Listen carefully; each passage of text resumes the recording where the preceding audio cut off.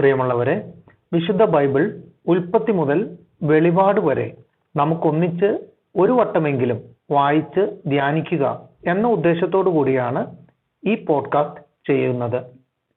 ഈ ബൈബിൾ പാരായണത്തിന് നമ്മൾ ഉപയോഗിക്കുന്നത് POC മലയാളം ബൈബിളാണ്. ഓർക്കുക, നാം വചനം വായിക്കുമ്പോൾ ഈശോ വചനമായി നമ്മോടൊപ്പം ഉണ്ടായിരിക്കും. മുടക്കം കൂടാതെ വചനം വായിക്കുന്നത് ഒരു നിയോഗമായി നമുക്കെടുക്കാം. അതിനായി പരിശുദ്ധാത്മാവേ, ഞങ്ങളെ ശക്തിപ്പെടുത്തണമേ എന്ന് പ്രാർത്ഥിക്കാം. അതോടൊപ്പം വചനത്തിലെ വാഗ്ദാനങ്ങൾ ഞങ്ങളിലും ഞങ്ങളുടെ കുടുംബങ്ങളിലും നിറവേറണമേ എന്ന് പ്രാർത്ഥിച്ചുകൊണ്ട് നമുക്ക് ആരംഭിക്കാം. ഇന്ന് നമ്മൾ വായിച്ചു ധ്യാനിക്കുക രാജാക്കന്മാരുടെ 1-ാം പുസ്തകത്തിലെ 18-ാം അധ്യായമാണ്. ഏലിയായും ബാലിന്റെ പ്രവാചകന്മാരും. ഏറെ നാൾ കഴിഞ്ഞ് 3-ാം വർഷം കർത്താവ് ഏലിയായോട് കൽപ്പിച്ചു, നീ ആഹാബിന്റെ മുൻപിൽ ചെല്ലുക, ഞാൻ ഭൂമിയിൽ മഴ പെയ്യിക്കും. ഏലിയ ആഹാബിന്റെ അടുത്തേക്ക് പുറപ്പെട്ടു. സമരിയായിൽ അപ്പോൾ ക്ഷാമം കഠിനമായിരുന്നു. ആഹാബ് തന്റെ കാര്യസ്ഥനായ ഒബാദിയായെ വരുത്തി.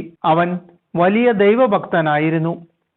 ജസബേൽ കർത്താവിന്റെ പ്രവാചകന്മാരെ വധിച്ചപ്പോൾ ഒബാദിയ 100 പ്രവാചകന്മാരെ കൂട്ടിക്കൊണ്ടുപോയി. 50 പേരെ വീതം ഓരോ ഗുഹയിൽ ഒളിപ്പിച്ചു. അവൻ അവർക്ക് ഭക്ഷണപാനീയങ്ങൾ കൊടുത്ത് സംരക്ഷിച്ചു. ആഹാബ് ഒബാദിയായോട് പറഞ്ഞു, നീ നാട്ടിലുള്ള എല്ലാ അരുവികളിലും താഴ്വരകളിലും ചെന്ന് നോക്കുക. കുതിരകളെയും കോവർ കഴുതകളെയും ജീവനോടെ രക്ഷിക്കാൻ പുല്ല് കിട്ടിയെന്നു വരാം. മൃഗങ്ങളെല്ലാം നശിച്ചു പോകാതിരിക്കട്ടെ. അന്വേഷണ സൗകര്യത്തിന് രാജ്യം 2ആയി വിഭജിച്ചു. ആഹാബ് ഒരു വഴിക്കും ഒബാദിയ വേറൊരു വഴിക്കും പുറപ്പെട്ടു. ഏലിയ ഒബാദിയായെ വഴിക്ക് വെച്ച് കണ്ടുമുട്ടി. ഒബാദിയ അവനെ തിരിച്ചറിഞ്ഞു. താണു വണങ്ങിക്കൊണ്ട് അവൻ ചോദിച്ചു, പ്രഭു, അങ്ങ് ഏലിയ അല്ലേ? അവൻ പറഞ്ഞു, ഞാൻ തന്നെ. ഏലിയ ഇവിടെ ഉണ്ടെന്ന് ചെന്ന് നിന്റെ യജമാനനോട് പറയുക. അവൻ പറഞ്ഞു, ഈ ദാസനെ ആഹാബിന്റെ കയ്യിൽ കൊലയ്ക്ക് ഏൽപ്പിക്കാൻ ഞാൻ എന്തു പാപം ചെയ്തു? അങ്ങയുടെ ദൈവമായ കർത്താവാനെ, അങ്ങയെ അന്വേഷിക്കാൻ എൻ്റെ യജമാനൻ ആളയക്കാത്ത രാജ്യമോ ജനതയോ ഇല്ല. അങ്ങ് അവിടെ ഇല്ലെന്ന് മറുപടി കിട്ടുമ്പോൾ അങ്ങയെ കണ്ടിട്ടില്ല എന്ന് അവൻ ഓരോ രാജ്യത്തെയും ജനതയെയും കൊണ്ട് സത്യം ചെയ്യിക്കുന്നു. അങ്ങനെയിരിക്കെ ഏലിയ ഇവിടെയുണ്ട് എന്ന് എൻ്റെ യജമാനനെ അറിയിക്കാൻ അങ്ങ് കൽപ്പിക്കുന്നുവല്ലോ. ഞാൻ അങ്ങയുടെ അടുത്തുനിന്ന് പോയാലുടനെ കർത്താവിൻ്റെ ആത്മാവ് ഞാൻ അറിയാത്ത ഏതെങ്കിലും സ്ഥലത്തേക്ക് അങ്ങയെ കൊണ്ടുപോകും. ആഹാബിനെ ഞാൻ വിവരമറിയിക്കുകയും അവൻ അങ്ങയെ കണ്ടെത്താതിരിക്കുകയും ചെയ്താൽ അങ്ങയുടെ ഈ ദാസൻ ചെറുപ്പം മുതൽ കർത്താവിൻ്റെ ഭക്തനാണെങ്കിലും അവൻ എന്നെ വധിക്കും. ജസബൽ കർത്താവിൻ്റെ പ്രവാചകന്മാരെ വധിച്ചപ്പോൾ ഒരു ഗുഹയിൽ 50 പ്രവാചകന്മാരെ വീതം 100 പേരെ ഒളിപ്പിച്ച് അവർക്ക് ഭക്ഷണപാനീയങ്ങൾ നൽകി ഞാൻ സംരക്ഷിച്ചത് അങ്ങ് കേട്ടിട്ടില്ലേ?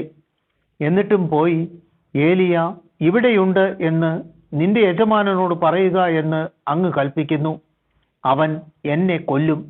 ഏലിയ പ്രതിവചിച്ചു, ഞാൻ സേവിക്കുന്ന കർത്താവാണേ, ഇന്നു ഞാൻ അവന്റെ മുൻപിൽ ചെല്ലും, തീർച്ച. അപ്പോൾ ഒബാദിയ ചെന്ന് ആഹാബിനെ വിവരമറിയിച്ചു. അവൻ ഏലിയായെ കാണാൻ വന്നു. ഏലിയായെ കണ്ടപ്പോൾ ആഹാബ് ചോദിച്ചു, ഇസ്രായേലിനെ കഷ്ടപ്പെടുത്തുന്ന നീ തന്നെയോ ഇത്? അവൻ പ്രതിവചിച്ചു, ഇസ്രായേലിനെ കഷ്ടപ്പെടുത്തുന്നത് ഞാനല്ല, കർത്താവിൻ്റെ കൽപ്പനകൾ നിരസിച്ച് ബാൽ ദേവന്മാരെ സേവിക്കുന്ന നീയും നിന്റെ പിതാവിൻ്റെ ഭവനവുമാണ്. നീ ഇസ്രായേൽ ജനത്തെ മുഴുവൻ കാർമൽ മലയിൽ എൻ്റെ അടുക്കൽ വിളിച്ചു കൂട്ടുക. ജസബൽ പോറ്റുന്ന ബാലിൻ്റെ 450 പ്രവാചകന്മാരെയും അഷേരായുടെ 400 പ്രവാചകന്മാരെയും കൂട്ടിക്കൊണ്ടുവരിക. ആഹാബ് ഇസ്രായേൽ ജനത്തെയും പ്രവാചകന്മാരെയും കാർമൽ മലയിൽ ഒരുമിച്ച് കൂട്ടി. ഏലിയ ജനത്തെ സമീപിച്ച് ചോദിച്ചു, നിങ്ങൾ എത്ര നാൾ 2 വഞ്ചിയിൽ കാൽ വയ്ക്കും? കർത്താവാണ് ദൈവമെങ്കിൽ അവിടുത്തെ അനുഗമിക്കുവിൻ, ബാലാണ് ദൈവമെങ്കിൽ അവന്റെ പിന്നാലെ പോകുവിൻ. ജനം ഒന്നും പറഞ്ഞില്ല. ഏലിയ വീണ്ടും ജനത്തോട് പറഞ്ഞു, കർത്താവിന്റെ പ്രവാചകന്മാരിൽ ഞാനേ ശേഷിച്ചിട്ടുള്ളൂ, ഞാൻ മാത്രം. ബാലിനാകട്ടെ 450 പ്രവാചകന്മാരുണ്ട്. ഞങ്ങൾക്ക് 2 കാള തരുവിൻ. ഒന്നിനെ അവർ കഷ്ണങ്ങളാക്കി വിറകിന്മേൽ വയ്ക്കട്ടെ, തീ കൊളുത്തരുത്. മറ്റേതിനെ ഞാനും ഒരുക്കി വിറകിന്മേൽ വയ്ക്കാം, ഞാനും തീ കൊളുത്തുകയില്ല. നിങ്ങൾ നിങ്ങളുടെ ദൈവത്തിന്റെ നാമം വിളിച്ചപേക്ഷിക്കുവിൻ, ഞാൻ കർത്താവിന്റെ നാമം വിളിച്ചപേക്ഷിക്കാം. അഗ്നി അയച്ച് പ്രാർത്ഥന കേൾക്കുന്ന ദൈവമായിരിക്കും യഥാർത്ഥ ദൈവം. വളരെ നല്ല അഭിപ്രായം ജനം ഒന്നാകെ പ്രതിവചിച്ചു. ബാലിന്റെ പ്രവാചകന്മാരോട് ഏലിയ പറഞ്ഞു, ആദ്യം നിങ്ങൾ ഒരു കാളയെ ഒരുക്കിക്കൊള്ളുവിൻ. നിങ്ങൾ അനേകം പേരുണ്ടല്ലോ, നിങ്ങളുടെ ദേവനെ വിളിച്ചപേക്ഷിക്കുവിൻ, എന്നാൽ തീ കൊളുത്തരുത്. അവർ കാളയെ ഒരുക്കി. പ്രഭാതം മുതൽ മധ്യാഹ്നം വരെ ബാൽ ദേവ, ഞങ്ങളുടെ അപേക്ഷ കേൾക്കണമേ എന്ന് വിളിച്ചപേക്ഷിച്ചു. പ്രതികരണമുണ്ടായില്ല, ആരും ഉത്തരം നൽകിയില്ല. ബലിപീഠത്തിന് ചുറ്റും അവർ ഉറഞ്ഞു തുള്ളിക്കൊണ്ടിരുന്നു. ഉച്ചയായപ്പോൾ ഏലിയ അവരെ പരിഹസിച്ചു പറഞ്ഞു, ഉച്ചത്തിൽ വിളിക്കുവിൻ, ബാൽ ഒരു ദേവനാണല്ലോ, അവൻ ദിവാസ്വപ്നം കാണുകയായിരിക്കാം, ദിനചര്യ അനുഷ്ഠിക്കുകയുമാവാം, യാത്ര പോയതാവാം, അല്ലെങ്കിൽ ഉറങ്ങുകയാവും, വിളിച്ചുണർത്തേണ്ടിയിരിക്കുന്നു. അപ്പോൾ അവർ ശബ്ദമുയർത്തി വിളിച്ചു. ആചാരമനുസരിച്ച് വാളുകൊണ്ടും കുന്തം കൊണ്ടും തങ്ങളെ തന്നെ മുറിവേൽപ്പിച്ചു, രക്തമൊഴുക്കി. മധ്യാഹ്നം കഴിഞ്ഞിട്ടും അവർ ഉന്മത്തരായി വിളിച്ചുകൊണ്ടിരുന്നു. ബലിക്ക് സമയമായി, എന്നിട്ടും ഒരു ശബ്ദവും ഉണ്ടായില്ല. ആരും ഉത്തരം നൽകിയില്ല, ആരും അവരുടെ പ്രാർത്ഥന ശ്രവിച്ചില്ല. അപ്പോൾ ഏലിയ ജനത്തോട് പറഞ്ഞു, അടുത്തു വരുവിൻ. എല്ലാവരും ചെന്നു. കർത്താവിന്റെ തകർന്നു കിടന്നിരുന്ന ബലിപീഠം അവൻ കേടുപോക്കി. നിന്റെ നാമം ഇസ്രായേൽ എന്നായിരിക്കും എന്ന് കർത്താവ് ആരോട് അരുൾ ചെയ്തുവോ, ആ യാക്കോബിന്റെ പുത്രന്മാരുടെ ഗോത്രസംഖ്യ അനുസരിച്ച് അവൻ 12 കല്ലെടുത്തു. ആ കല്ലുകൾ കൊണ്ട് അവൻ കർത്താവിന് ഒരു ബലിപീഠം നിർമ്മിച്ചു. അതിനു ചുറ്റും 2 അളവ് വിത്തുകൊള്ളുന്ന ഒരു ചാലുണ്ടാക്കി. അവൻ വിറക് അടുക്കി കാളയെ കഷ്ണങ്ങളാക്കി അതിന്മേൽ വെച്ചു. അവൻ പറഞ്ഞു, 4 കുടം വെള്ളം ദഹനബലി വസ്തുവിലും വിറകിലും ഒഴിക്കുവിൻ. അവൻ തുടർന്നു, വീണ്ടും അങ്ങനെ ചെയ്യുവിൻ. അവർ ചെയ്തു.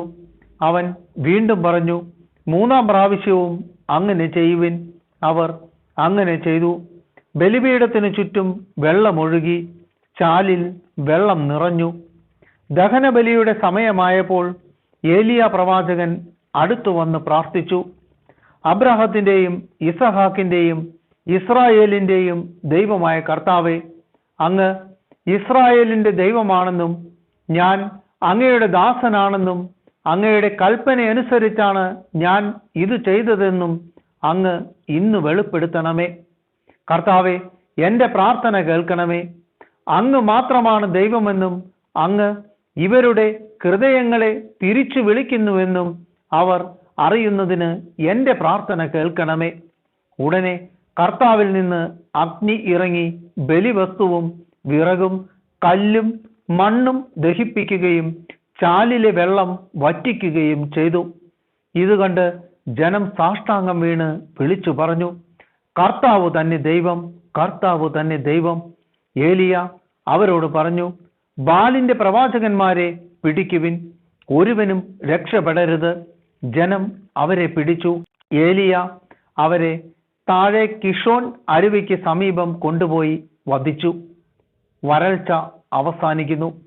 അനന്തരം ഏലിയ ആഹാബിനോട് പറഞ്ഞു, പോയി ഭക്ഷണപാനീയങ്ങൾ കഴിക്കുക, വലിയ മഴ ഇരമ്പുന്നു. ആഹാബ് ഭക്ഷണപാനീയങ്ങൾ കഴിക്കാൻ പോയി. ഏലിയ കാർമൽ മലയുടെ മുകളിൽ കയറി. അവൻ മുട്ടുമടക്കി നിലം വരെ കുനിഞ്ഞ് മുഖം മുട്ടുകൾക്കിടയിലാക്കി ഇരുന്നു. അവൻ ഭൃത്യനോട് പറഞ്ഞു, പോയി കടലിലേക്ക് നോക്കുക. അവൻ ചെന്നു നോക്കിയിട്ട് ഒന്നുമില്ല എന്ന് പറഞ്ഞു. വീണ്ടും അവനോട് പറഞ്ഞു, 7 പ്രാവശ്യം ഇങ്ങനെ ചെയ്യുക. 7-ാം പ്രാവശ്യം അവൻ പറഞ്ഞു, ഇതാ കടലിൽ നിന്ന് മനുഷ്യ കരത്തോളമുള്ള ചെറിയ ഒരു മേഘം പൊന്തി വരുന്നു. ഏലിയ അവനോട് പറഞ്ഞു, മഴ തടസ്സമാകാതിരിക്കാൻ രഥം പൂട്ടി പുറപ്പെടുക എന്ന് ആഹാബിനോട് പറയുക. ഞൊടിയിടയിൽ ആകാശം മേഘാവൃതമായി, കറുത്തിരുട്ടു, കാറ്റ് വീശി, വലിയ മഴ പെയ്തു. ആഹാബ് ജസ്രേലിലേക്ക് രഥം ഓടിച്ചു പോയി. കർത്താവിന്റെ കരം ഏലിയായോട് കൂടെ ഉണ്ടായിരുന്നു.